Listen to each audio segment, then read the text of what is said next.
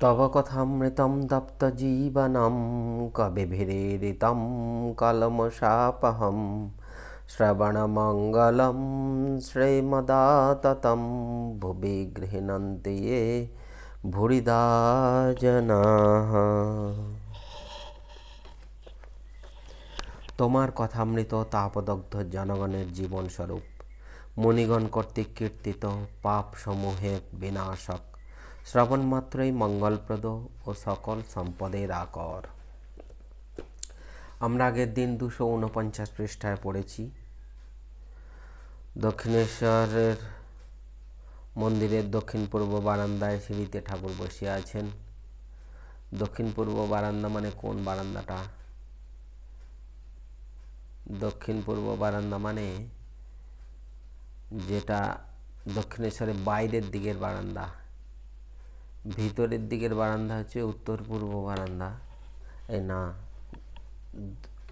উত্তর পূর্ব পশ্চিম পূর্ব দিকে মুখ করলে এটা দক্ষিণ।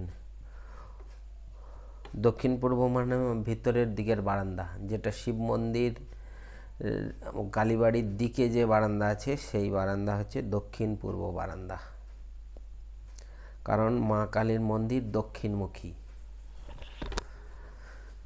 যাই হোক, ঠাকুর সমাধিস্থ, সন্ধ্যা হইয়াছে, নিজের ঘরে ছোট খাটটিতে বসিয়া আছেন ও জগন্মাতার সহিত কথা কহিতেছেন।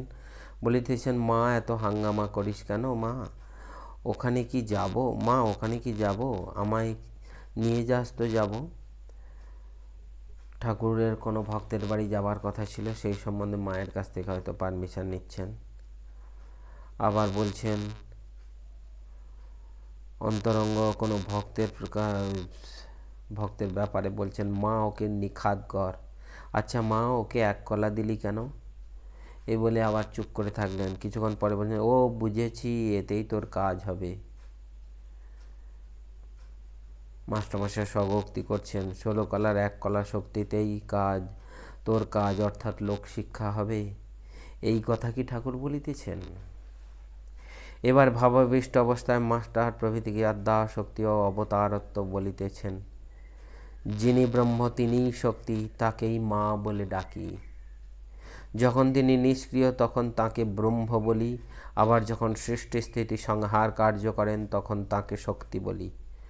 যেমন স্থির জল আর জলের ঢেউ হয়েছে, শক্তি লীলাতেই অবতার। অবতার প্রেম ভক্তি শিখাতে আসেন। অবতার যেন গাভীর বাঁট, দুধ বাঁটের থেকেই পাওয়া যায়। মানুষে তিনি অবতীর্ণ হন, যেমন ঘুঁটির ভিতর মাছ এসে জমে। ভক্তেরা কেহ কেউ ভাবিতেছেন শ্রীরামকৃষ্ণ কি অবতার পুরুষ, যেমন শ্রীকৃষ্ণ, চৈতন্যদেব, ক্রাইস্ট।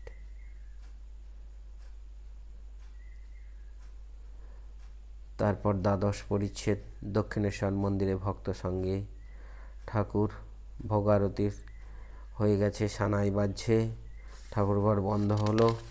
শ্রীরামকৃষ্ণ প্রসাদ প্রাপ্তির পর কিছুক্ষণ বিশ্রাম করছেন।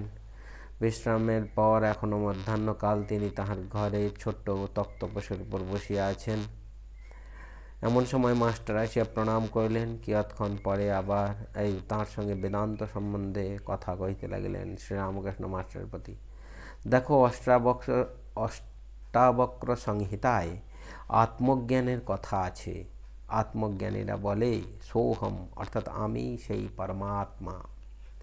এইসব বেদান্তবাদী সন্ন্যাসীর মত। সংসারীর পক্ষে এ মত ঠিক নয়। কি বলছেন? বেদান্তবাদী সন্ন্যাসীদের মত হচ্ছে অষ্টাবক্র সংহিতায় যে আছে আত্মজ্ঞানের কথা, সোহম অর্থাৎ আমি সেই পরমাত্মা, এগুলো বলছেন সংসারীদের পক্ষে নয়। সবই করা যাচ্ছে, অথচ আমি সেই নিষ্ক্রিয় পরমাত্মা, এ কিরূপে হতে পারে? বেদান্তবাদীরা বলে আত্মা নির্লিপ্ত, সুখ দুঃখ পাপ পুণ্য এসব আত্মার কোনো অপকার করতে পারে না, তবে দেহাভিমানী লোকদের কষ্ট দিতে পারে। ধোঁয়া দেওয়াল ময়লা করে, আকাশের কিছু করতে পারে না। কৃষ্ণ কিশোর জ্ঞানীদের মতো বলতো আমি অর্থাৎ আকাশবৎ, তা সে পরম ভক্ত, তার মুখে ও কথা বরং সাজে, কিন্তু সকলের মুখে নয়। কিন্তু আমি মুক্ত এ অভিমান খুব ভালো, যেটা স্বামীজি পরবর্তীকালে প্রচার করেছিলেন। আমি মুক্ত, ঠাকুরের এই কথা থেকেই স্বামীজি পরবর্তীকালে প্রচার করেছিলেন। জীবের মধ্যে সেই আত্মশ্রদ্ধা আনা একটা খুব বড় পদ্ধতি। কিন্তু আমি মুক্ত এ অভিমান খুব ভালো, আমি মুক্ত এ কথা বলতে বলতে সে মুক্ত হয়ে যায়। আর আমি বদ্ধ এ কথা বলতে বলতে সে ব্যক্তি বদ্ধই হয়ে যায়। যে কেবল বলে আমি পাপী সেই শালাই পড়ে যায়। বরং বলতে হয় আমি তার নাম করেছি, আমার আবার পাপ কি, বন্ধন কি? মাস্টারের প্রতি দেখো আমার মনটা বড় খারাপ হয়েছে। ঠাকুরের টপিক চেঞ্জ হয়ে গেছে। এতক্ষণ একবারে গরম গরম বলছিলেন যে আমি তাঁর নাম করেছি, আমার আবার পাপ কি, বন্ধন কি? তারপরে আবার মনে পড়ে গেছে হৃদয়ের কথা। হৃদয়ে চিঠি লিখেছে, তার অসুখ, ঠাকুরের অনেক দিন সেবা করেছিল। ঠাকুর বলছেন কষ্টও দিয়েছিল প্রচুর, কিন্তু আজকে তার যখন শরীর খারাপ করেছে, কষ্ট পাচ্ছে, তখন ঠাকুরের কষ্ট হচ্ছে। ঠাকুর বলছেন মায়া কাকে বলে জানো? বাপ মা, ভাই ভগ্নী, স্ত্রী পুত্র, ভাগিনা ভাগিনী, ভাইপো ভাইজি, এসব আত্মীয়ের প্রতি ভালোবাসা। আর দয়া মানে হচ্ছে সর্বভূতে ভালোবাসা। আমার এটা কি হলো, মায়া না দয়া? হৃদয়ের কথাতে বলছেন। হৃদয় কিন্তু আমার অনেক করেছিল, অনেক সেবা করেছিল, হাতে করে গু পরিষ্কার করত, তেমনি শেষে শাস্তিও দিয়েছিল। এত শাস্তি দিত যে পোস্তার উপর গিয়ে গঙ্গায় ঝাঁপ দিয়ে দেহত্যাগ করতে গেছিলাম। ঠাকুরের মতো ব্যক্তি, তিনিও শাস্তিতে দেহত্যাগ করতে গেছিলেন।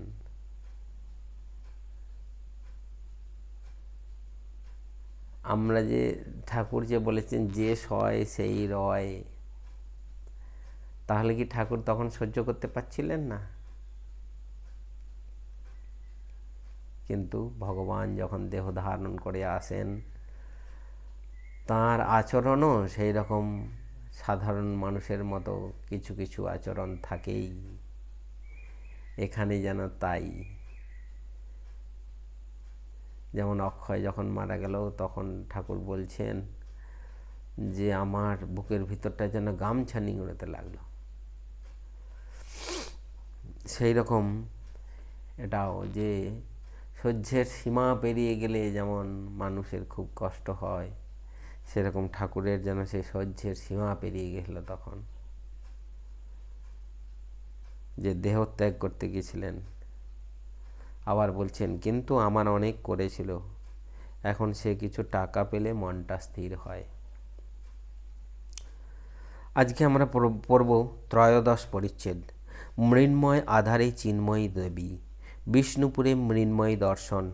বেলা 2-3টার সময় ভক্তবীর শ্রীযুক্ত অধর সেন ও শ্রীযুক্ত বলরাম বসু আসিয়া উপনীত হইলেন ও পরমহংসদেবকে ভূমিষ্ঠ হইয়া প্রণাম করিয়া আসন গ্রহণ করিলেন। তাহারা জিজ্ঞাসা করিলেন আপনি কেমন আছেন?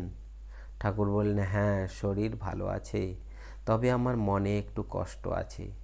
হৃদয়ের পীড়া সম্বন্ধে কোনো কথারই উত্থাপন করিলেন না। আগের পরিচ্ছেদে আমরা পড়েছি হৃদয়ের জন্য মন খারাপ, কারণ হৃদয়ের শরীরটা খারাপ। এখন কিছু টাকাও যদি পায় তাহলে ঠাকুরের মনটা একটু শান্ত হয়। তো এইখানেও সেই জন্য বলছেন বলরাম বসু এবং অধরকে, বলছেন মনটা একটু খারাপ, কিন্তু কেন খারাপ সেটা বললেন না, ওনারাও হয়তো জিজ্ঞেস করেননি। বড়বাজারের মল্লিকদের সিংহবাহিনীর দেবী বিগ্রহের কথা পড়িল।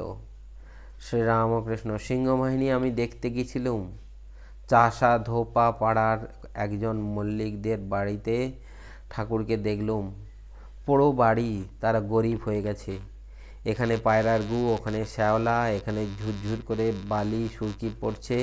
অন্য মল্লিকদের বাড়ি যেমন দেখেছি, এ বাড়ির সে শ্রী নাই। মাস্টারের প্রতি। আচ্ছা, এর মানে কি বলো দেখি? মাস্টার চুপ করিয়া আছেন। কি জানো? যার যা কর্মের ভোগ আছে তার তা করতে হয়। সংস্কার, প্রারব্ধ এসব মানতে হয়। আমি একবার বিষ্ণুপুরে গেছিলুম। রাজার বেশ সব ঠাকুর বাড়ি আছে। সেখানে ভগবতীর মূর্তি আছে, নাম মৃন্ময়ী। ঠাকুর বাড়ির কাছে বড় দিঘি, কৃষ্ণবাঁধ, লাল বাঁধ। আচ্ছা, দিঘিতে আভাটার অর্থাৎ মাথা ঘষার গন্ধ পেলুম কেন বলো দেখি? আমি তো জানতুম না যে মেয়েরা মৃন্ময়ী দর্শনের সময় আভাটা তাকে দেয়। আর দিঘির কাছে আমার ভাব সমাধি হলো, তখন বিগ্রহ দেখি নাই। আবেশে সেই দিঘির কাছে মৃন্ময়ী দর্শন হলো কোমর পর্যন্ত। ঠাকুর কত কথা বলে যাচ্ছেন।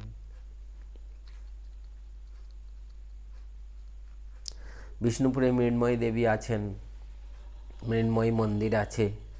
ঠাকুর যেটা বলছেন সেখানে, সেটা লালবাঁধের পাড়ে। সেখানে এখন যে দেবী আছেন তার নাম হচ্ছেন দেবী সর্বমঙ্গলা। তিনি এই যেন পদ্মাসনে বসে আছেন। তিনি পদ্মাসনে বসে আছেন এবং তার ছোট্ট ইয়ে করে একটু বড় এরকম পদ্মাসনে দেবী বসে আছেন। তার সেখানেই পুজো হয়। মায়ের নাম দেবী সর্বমঙ্গলা। আর ঠাকুর যে মৃন্ময়ী দেবী বলছেন সেটা আরও একটু ভিতর দিকে, যেখানে গড় দরজা আছে সেই রাস্তা দিয়ে গিয়ে জোড়বাংলো মন্দির যে আছে, সেই জোড়বাংলো মন্দিরের জাস্ট উল্টো দিকেই মৃন্ময়ী মন্দির। অনেকটা আমাদের এই মা দুর্গাই। সেই মা দুর্গাকে ওখানে দেখা যায়। ওটাই ঠাকুর মৃন্ময়ী দেবীর মন্দির বলছেন। ভক্তের সুখ দুঃখ, ভাগবত ও মহাভারতের কথা এতক্ষণে আর সব ভক্ত আসিয়া জুটিতেছেন। কাবুলের রাজ বিপ্লব ও যুদ্ধের কথা উঠিল। একজন বলিলেন যে ইয়াকুব খাঁ সিংহাসনচ্যুত হইয়া আছেন। তিনি পরমহংসদেবকে সম্বোধন করিয়া বলিলেন, মহাশয়, ইয়াকুব খাঁ কিন্তু একজন বড় ভক্ত।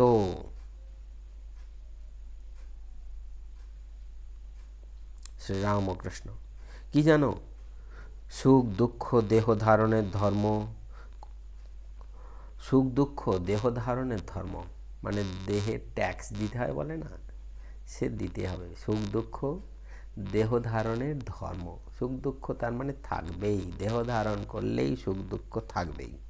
কবি কঙ্কনচণ্ডীতে আছে যে কালুবীর জেলে গেছিল, তার বুকে পাষাণ দিয়ে রেখেছিল, কিন্তু কালুবীর ভগবতীর বরপুত্র। দেহ ধারণ করলেই সুখ দুঃখ ভোগ আছে। শ্রীমন্ত বড় ভক্ত, আর তার মা খুল্লনাকে ভগবতী কত ভালোবাসতেন। সেই শ্রীমন্তের কত বিপদ মশানে কাটতে নিয়ে গিয়েছিল। একজন কাঠুরে পরম ভক্ত ভগবতীর দর্শন পেলে তিনি কত ভালোবাসলেন, কত কৃপা করলেন, কিন্তু তার কাঠুরের কাজ আর ঘুচল না। সেই কাঠ কেটে আবার খেতে হবে। কারাগারে চতুর্ভুজ শঙ্খচক্র গদা পদ্মধারী ভগবান দেবকীর দর্শন হলো, কিন্তু কারাগার ঘুচল না। এই জিনিসটা কত সুন্দর যে দেবকীর যখন ভগবানের জন্ম হলো দেবকীর গর্ভে, তখন দেবকীর তো ভগবানের দর্শন হলো। সেই ছোট্ট ভগবান শঙ্খচক্র গদা পদ্মধারী ভগবান রূপে দর্শন দিলেন। তারপরে তাকে বসুদেব নিয়ে গিয়ে যশোদার ওখানে দিয়ে এলেন। কিন্তু এই যে ভগবানের দর্শন হলো, কিন্তু কারাগার ঘুচল না। যতদিন না পর্যন্ত শ্রীকৃষ্ণ এসে কংসকে বধ করলেন, ততদিন পর্যন্ত কারাগার ঠিক রইল। মাস্টার, শুধু কারাগার ঘোচা কেন? দেহই তো যত জঞ্জালের গোড়া, দেহটা ঘুচে যাওয়া উচিত ছিল। শ্রীরামকৃষ্ণ। কি জানো? প্রারব্ধ কর্মের ভোগ। যে কদিন ভোগ আছে দেহ ধারণ করতে হয়। একজন কানা গঙ্গা স্নান করলে পাপ সব ঘুচে গেল, কিন্তু কানা চোখ আর ঘুচল না। সকলের হাস্য। পূর্বজন্মের কর্ম ছিল তাই ভোগ। মণি, যে বানটা ছোড়া গেল তার উপর কোনো আয়ত্ত থাকে না। মানে কি? কর্মের ভোগ। বলছে প্রতিটা কর্মের ভোগ ভুগতেই হবে। স্বামীজি সেই জন্য লিখেছেন, কর্মফল ভুঞ্জিতে হইবে, বলে লোক হেতু কার্য প্রসবিবে। যে কর্ম যেটা করা হয়ে গেল তার ভোগ যদি না হয়, যদি মৃত্যু হয়, অর্থাৎ সেই বাণ ছোঁড়া হয়ে গেছে, তারপরে আর তাতে কারও কন্ট্রোল নেই, কেউ সেটাকে আটকাতে পারবে না। সেটা যে ছোঁড়া হয়ে গেছে, সে মাঝ রাস্তায় রয়ে গেছে। পরের জন্মে যখন দেহ ধারণ করে এলো সেই জীব, সেই বাণ এসে আঘাত করলো, সেই কর্মের ফল তখন ফলল, সেটাকে বলছে প্রারব্ধ কর্ম। বলছে যে বাণটা ছোড়া গেল তার উপর কোনো আয়ত্ত থাকে না। তখন ঠাকুর বলছেন, দেহের সুখ দুঃখ যাই হোক, ভক্তের জ্ঞান ভক্তির ঐশ্বর্য থাকে, সে ঐশ্বর্য কখনো যাবার নয়। দেখো না, পাণ্ডবদের অত বিপদ, কিন্তু এ বিপদে তারা চৈতন্য একবারও হারায় নাই। তাদের মতো জ্ঞানী, তাদের মতো ভক্ত কোথায়? কুন্তী নিজেই বলেছিলেন, ভগবানের কাছে প্রার্থনা করেছিলেন যে তাকে দুঃখেই রাখতে, যাতে তিনি ভগবানকে চিন্তা করতে পারেন। তাই বলছে ঠাকুর বলছেন যে সুখ দুঃখ যাই হোক, ভক্তের জ্ঞান ভক্তির ঐশ্বর্য থাকে, সে ঐশ্বর্য কখনো যাবার নয়। সেই জন্যে আমাদের উচিত সব সময় ভক্তির মধ্যে থাকা, ভগবানকে ডাকা, ভগবানের কাছে প্রার্থনা করা। তাহলে হয়তো মা যে বলেছেন যে ফাল সেতু তো সেখানে ছুঁচ ফুটবে, হতেও পারে সেরকম কিছু ঘটনা হয়ে গেল। শুধু ওইটার জন্য আমরা যে ভক্তি নিয়ে থাকবো তা নয়, আমাদেরকে ভগবানকে প্রার্থনা করতে হবে, ভগবানকে ভালোবাসতে হবে, আর সেই জন্যেই ভক্তি নিয়ে থাকতে হবে। আজ এই পর্যন্ত। ওম নিরঞ্জনং নিত্যমনন্তরূপং ভক্তানুকম্পাধৃতবিগ্রহং বৈ ঈশাবতারং পরমেশমিড্যং তং রামকৃষ্ণং শিরসা নমামः। ওম শান্তি শান্তি শান্তিः। হরিः ওম তৎসৎ। শ্রীরামকৃষ্ণার্পণমস্তু।